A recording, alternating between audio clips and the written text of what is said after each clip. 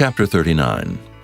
And Joseph was brought down to Egypt, and Potiphar, an officer of Pharaoh, captain of the guard, an Egyptian, bought him of the hands of the Ishmeelites, which had brought him down thither.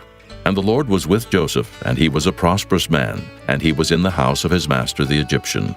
And his master saw that the Lord was with him, and that the Lord made all that he did to prosper in his hand.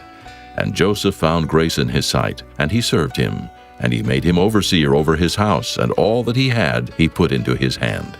And it came to pass from the time that he had made him overseer in his house, and over all that he had, that the Lord blessed the Egyptian's house for Joseph's sake.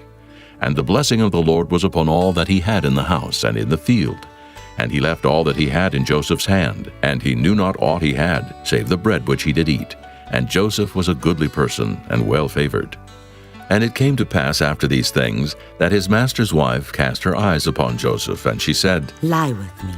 But he refused, and said unto his master's wife, Behold, my master wotteth not what is with me in the house, and he hath committed all that he hath to my hand. There is none greater in this house than I, neither hath he kept back anything from me but thee, because thou art his wife.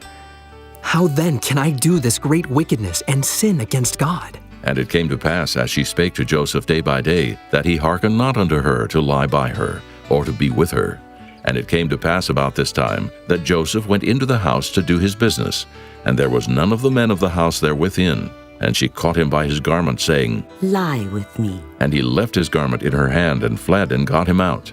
And it came to pass, when she saw that he had left his garment in her hand, and was fled forth, that she called unto the men of her house, and spake unto them, saying, See, he hath brought in an Hebrew unto us to mock us. He came in unto me to lie with me, and I cried with a loud voice.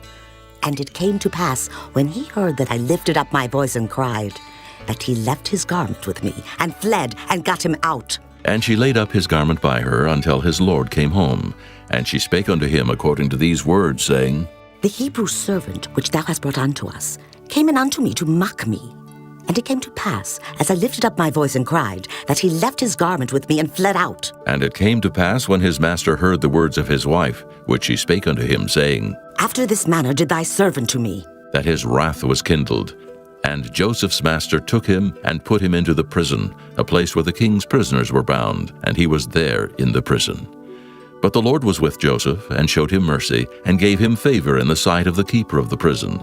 And the keeper of the prison committed to Joseph's hand all the prisoners that were in the prison, and whatsoever they did there, he was the doer of it.